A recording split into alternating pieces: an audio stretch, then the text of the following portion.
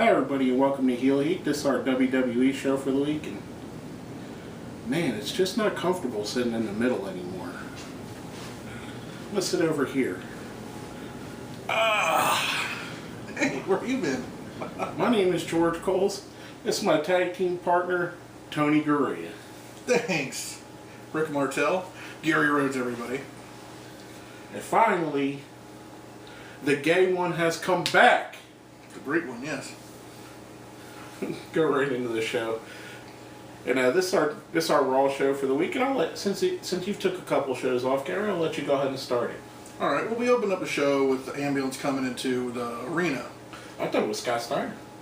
I know, right? Nothing could be finer. Well, this is kind of in good and bad taste in a way, if you really going to think about it. If you've been a long-term wrestling fan, because where are they at? Kansas City. And what happened in Kansas City in 1999? Some guy named the Blue Blazer died there. I don't know. I mean, it just... Yeah, that's the first thing I thought too. But, you know, it does set up the ambulance match for the next pay-per-view. I did like the Ryback or Ryback's rules. I like his little interview thing he did, his little promo he cut. But what I'm thinking is because his little skull cap's covering his ears, I wonder if they're just feeding him more lines in his ear. Yeah. You never know.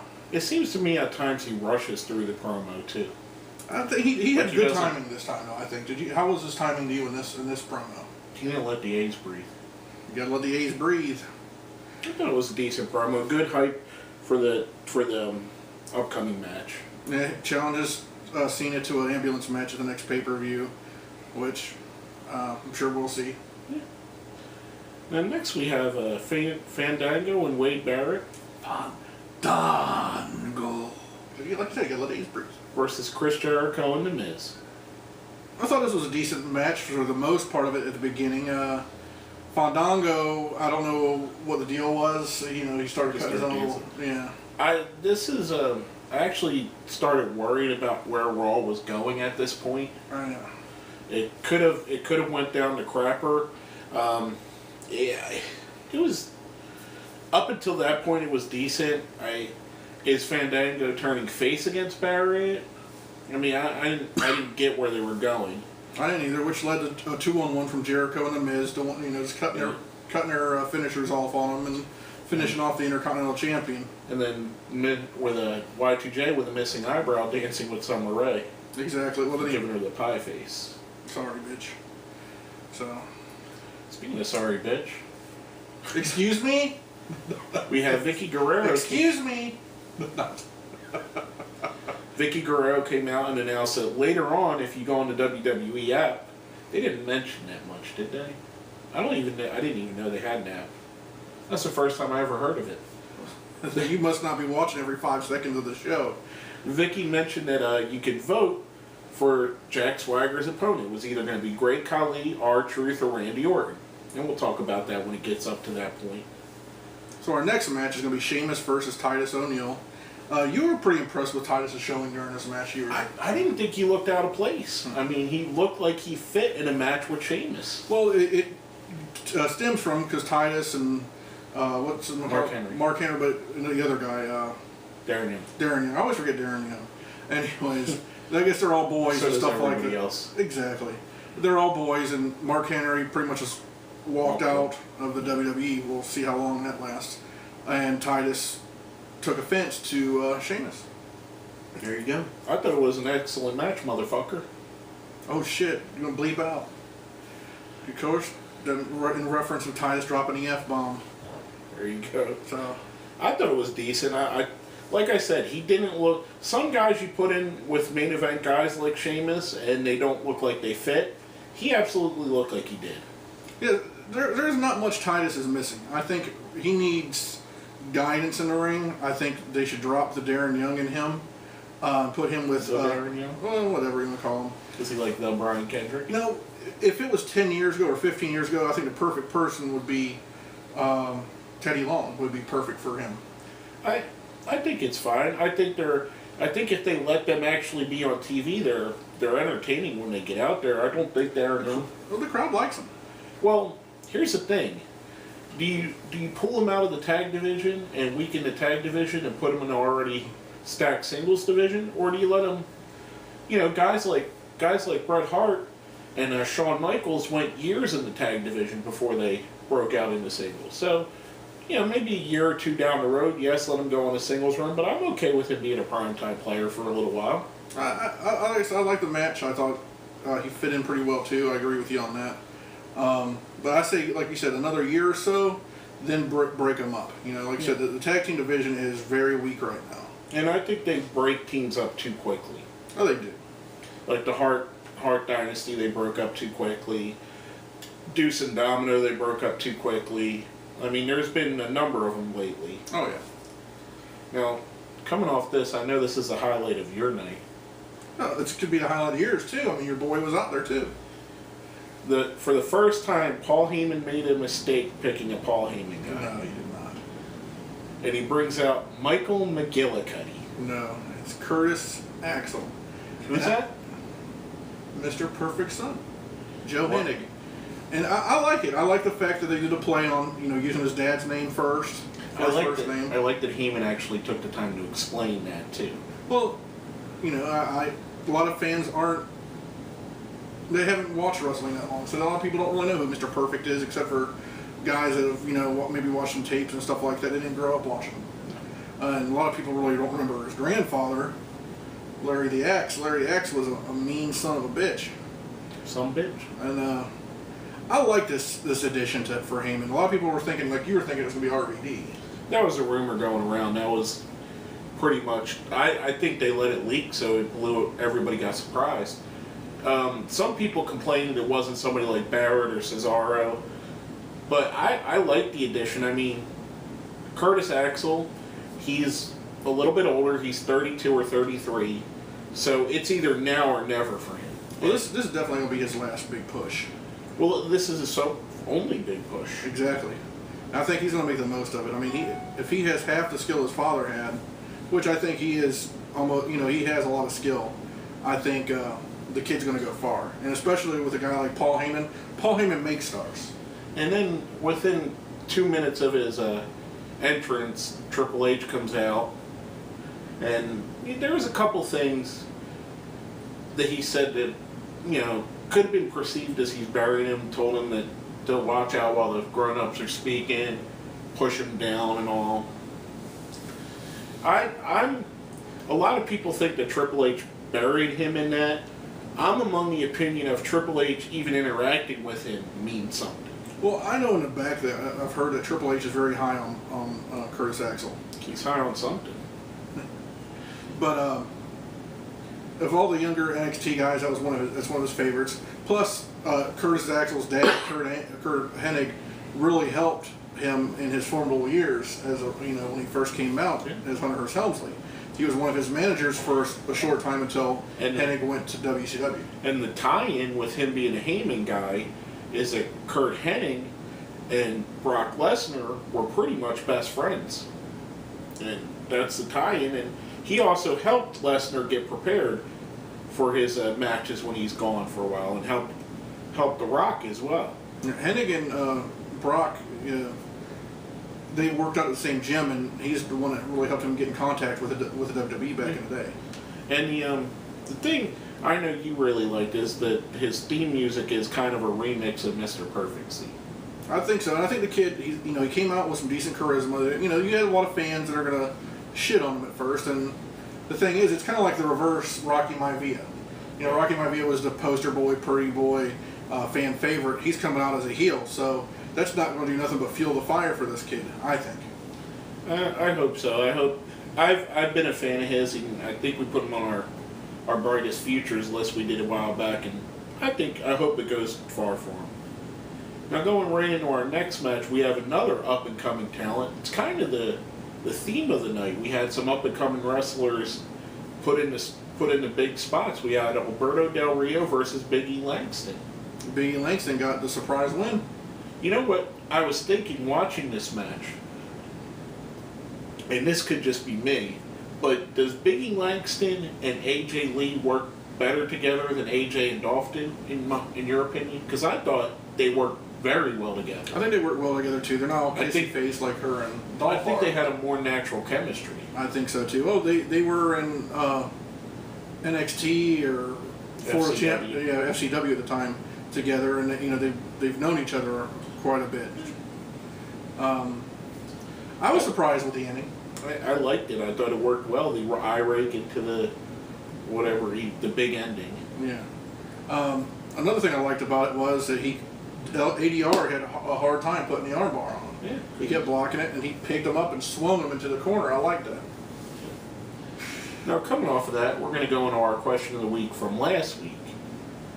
Now, the question was, out of all the, if you guys remember, last week was the big Fandango Y2J dance-off. Out of all the dancing gimmicks, what has been your favorite? We got some answers from our friends out there. The first is from our friend Mike Kirwan, 1237. Fandango has been great with his gimmick, and I'm young, so it has to be Fandango. Next is from our friend Closure, Damas. Let the A's breathe. There you go.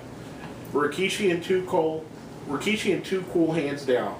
I like how they did their routine after their match with the faces, and even when they danced during the Royal Rumble. Plus, it was around WrestleMania season 2000 when they were very popular and when I got into wrestling, so they were part of my childhood. Now we got another answer from our friend Josh Adams. The greatest Intercontinental Champion of all time, the Honky Tonk Man. And I'll go ahead and let you go. You've been off for a little while. Why don't you do the... I'm kind of with Closure on the Rikishi Too Cool, because it really took a couple of guys. I mean, Bryan Lawler wasn't going nowhere, even with his dad. With who his dad was. Scott Taylor. Oh yeah, they were kind of floundering. They brought in the Rikishi, and I think with them all interacting, it became a very big part of the show. Yeah, and they incorporated like you said, a lot of the other baby faces into it and stuff. And it was fun. Yeah, and like I said, it was fun. And then when Rikishi turned heel, first thing he did back when he turned face was going back to the dancing stuff, and the fans still loved it as much as they did. It's like it never stopped. Exactly. So, I mean, for mainstay, I'd have to go them. I'm going to go a little bit old school. The first guy that was really a dancing guy, well, actually one of the first two, because there was the Boogie Woogie Man, Jimmy Valiant, would do a little dance, and I remember him when I was very young, but the Junkyard Dog. Thump? He would dance with the kids after the match. I mean, he wasn't as good as Rikishi, he wasn't as good as Disco Inferno, or Ernest the Cat Miller, but as a kid, I wanted to get up and get in the ring and dance with him. He was the first one to really incorporate bringing the kids in there. Yeah, and doing the whole thing. I'll give you that one. That's a very good choice. But some very good answers. I liked your answer as well. Now, this week's question of the week is, we seen Titus earlier, Titus ONeil, and we had talked about it. Do you think Titus ONeil can become a main event player? Let us know what you think. Hit us up on our Facebook. Hit us up on our Twitter. Hit us up down where? Down there. It's been a while. Down there, and then I do this. Yeah, sorry, folks. It's been a while. I'm a little rusty. Sorry. Wish it was a permanent vacation. Ooh. Next we have AJ Lee versus Layla in a very decent Divas match. I really like the, what are they calling it, the Black Widow kiss? Black Widow. I like it. It didn't, Ultimo used that, didn't he? I think so. It was one of his warm-up moves before he went for the Dragon Sleeper. Hell, Ultimo used 9 million different I know, moves. but that was one of his signatures, I think, back in WCW back in the day. 'Cause I can remember, I'm pretty sure it was him, because I remember he used to lock that on Malenko a lot. Yeah. Well, Malenko has 1,004, or 1,000 moves. Jericho has 1,004.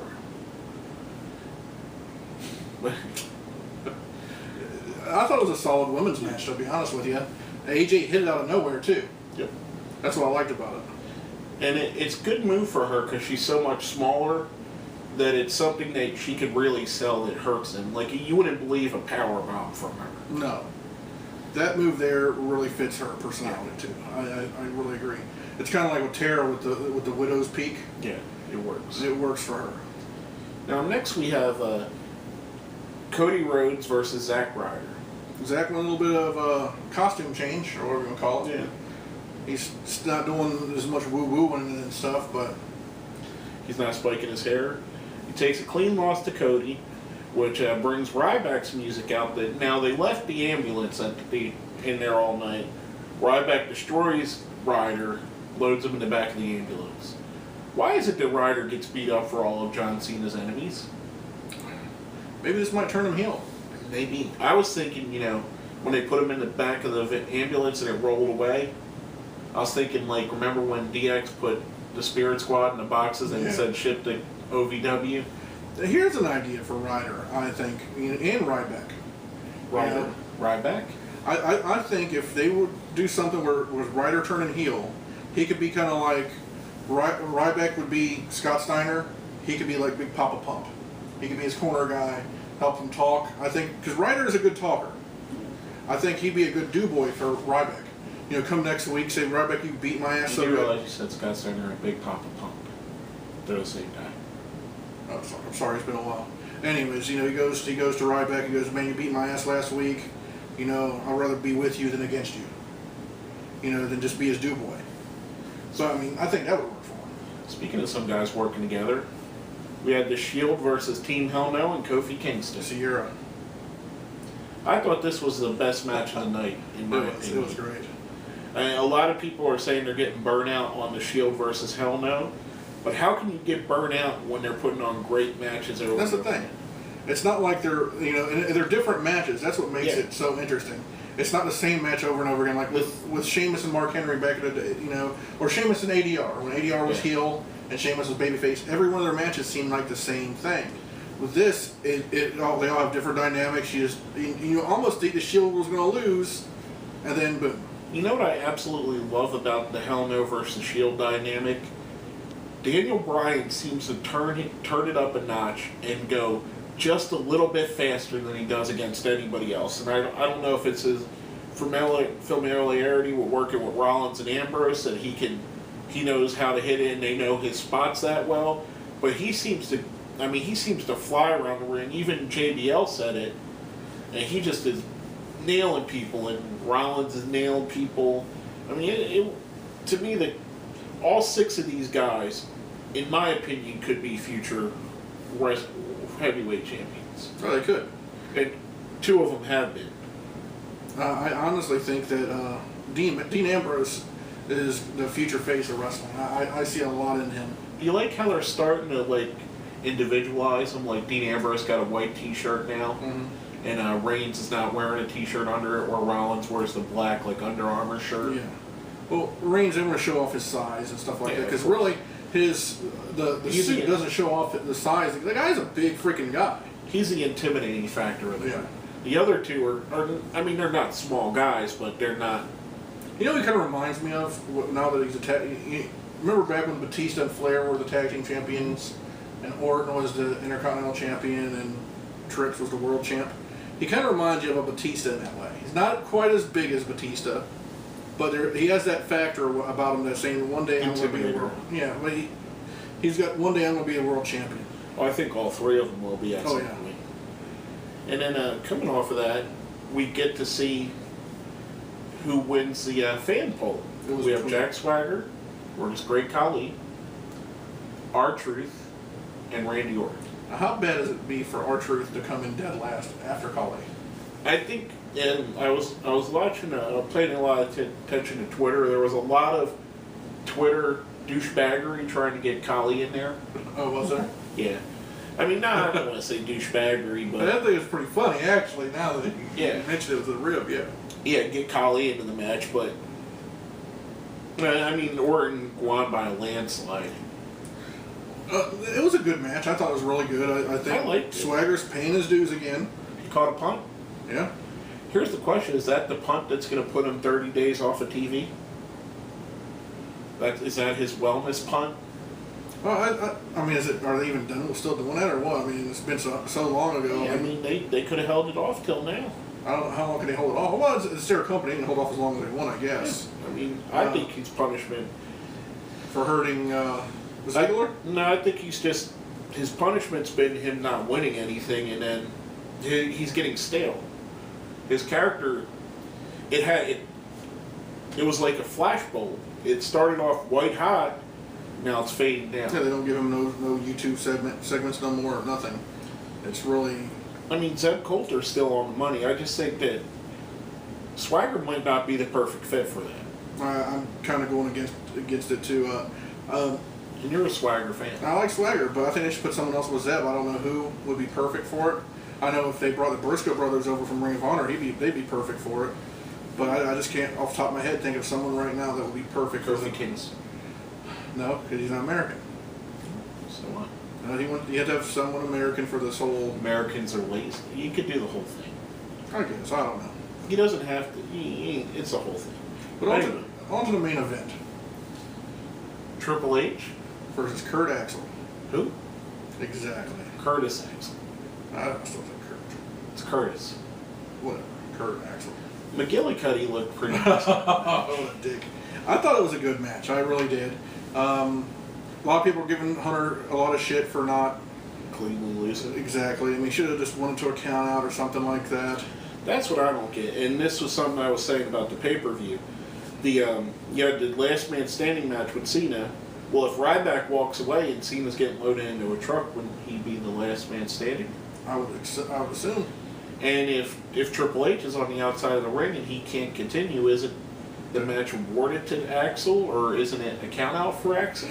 Well, I think it's going to happen. What should happen next week is Heyman's going to come out and announce, here comes Curtis Axel, the man that beat Triple H last week, or the man that put Triple H on the shelf. Yeah. And they're going to build his career off of that, I think. I mean, that'd be smart, too. I wish they would have did something like the Owen Hart, Shawn Michaels thing, where Owen hit the enziguri, and that's what started to cause the concussion symptoms. Mm-hmm. And again, it's a little bit of a touchy subject.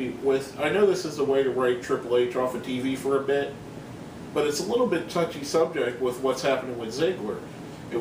We don't know how serious that is. Exactly. And everybody, I mean, concussions for the last about 2-3 years, and not just wrestling, but football, hockey, contact sports, as well as wrestling, has become a hot button issue in what it does to people over a long period of time.